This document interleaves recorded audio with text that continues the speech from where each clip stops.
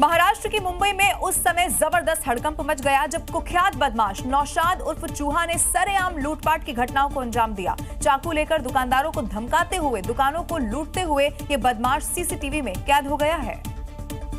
वडाला इलाके में हुई इस दिन दहाड़े लूट की घटना के बाद से बाजार में हड़कंप मच गया। हाथों में चाकू लिए ये बदमाश दुकानदार ही नहीं, दुकान के बाहर खड़े ग्राहकों और राहगीरों को धमकाते नजर आए। आरोपी ने बाजार में पहुंचते ही चाकू लहराना, गाली गलौज करना शुरू कर दिया, जिसके बाद बाजार में भगदड़ मच गई। लोग जब तक कुछ समझ पाते ये बेखौफ बदमाश एक और दुकान पर पहुंच गए, जिसके हमले के डर से दुकानदार अंदर की तरफ चले जाता है। जिसके बाद ये बदमाश दुकान के गल्ले से पैसे निकालने की कोशिश करने लगता है। जब उसके हाथ वहां तक नहीं पहुंच पाते तो दुकान के काउंटर को हटाकर दुकान में घुस जाता है और दुकानदार को धमकाना शुरू कर देता है।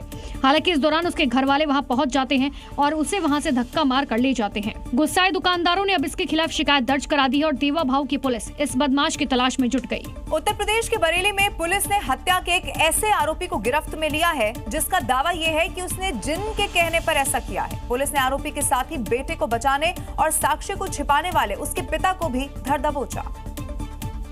पुलिस की गिरफ्त में मौजूद ये वही हत्यारा है जिसने जिन्न के प्रभाव में आकर एक शख्स की हत्या की बात कबूल की। आरोपी अरमान ने घटना वाले दिन सफेद रंग की ओमनी से पहले तो पीड़ित सियाराम को टक्कर मारी थी। इसके बाद चाकुओं से गोदकर उसे मौत के घाट उतार दिया था। आरोपी का दावा है कि एक महिला जिन्न ने उसके कान में किसी की हत्या करने का निर्देश दिया था। चीजें दिखने लगी, बुरी वाली अच्छी वाली, ये सारे जिन्नात अम्मी के ऊपर आते भी हैं। आरोपी की दलील है कि वो तो मृतक को जानता तक नहीं था। दुश्मनी उनसे कोई रंजिश ही नहीं थी हमारी, मैं उनको जानता भी नहीं था।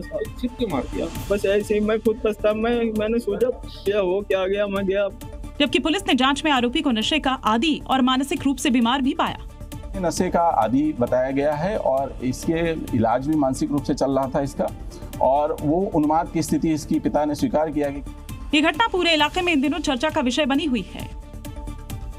उत्तर प्रदेश के कानपुर की बात करते हैं, जहां पुलिस ने बिच्छू गैंग के लीडर का आतंक अब खत्म कर दिया है। सरगना पिछले 10 सालों से लगातार आतंक का पर्याय बना हुआ था, लेकिन अब पुलिस ने न सिर्फ उसका हाफ एनकाउंटर किया बल्कि उसका जुलूस भी निकाल दिया और बिच्छू गैंग की दहशत को खत्म कर दिया। पुलिस ने गैंग के सरगना का ईपी प्लान के तहत हिसाब किया, जिसमें पहले उसका एनकाउंटर किया और फिर उसका जुलूस निकाला गया। तस्वीरों में देखिए एनकाउंटर के बाद कैसे आरोपी लंगड़ाते हुए चल रहा है। उसे चलने के लिए भी पुलिस का सहारा लेना पड़ रहा है। 2016 से आतंक की वारदातों को अंजाम देने वाले गौरव की पुलिस को लंबे वक्त से तलाश थी। एनकाउंटर के बाद हिस्ट्री शीटर को पुलिस उसी इलाके में ले गई जहां इसका आतंक था।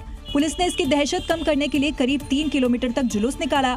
जुलूस के दौरान वो लोगों से माफी मांगता रहा, अपराध नहीं करूंगा और फिर दोबारा अपराध न करने की कसम खाता दिखा।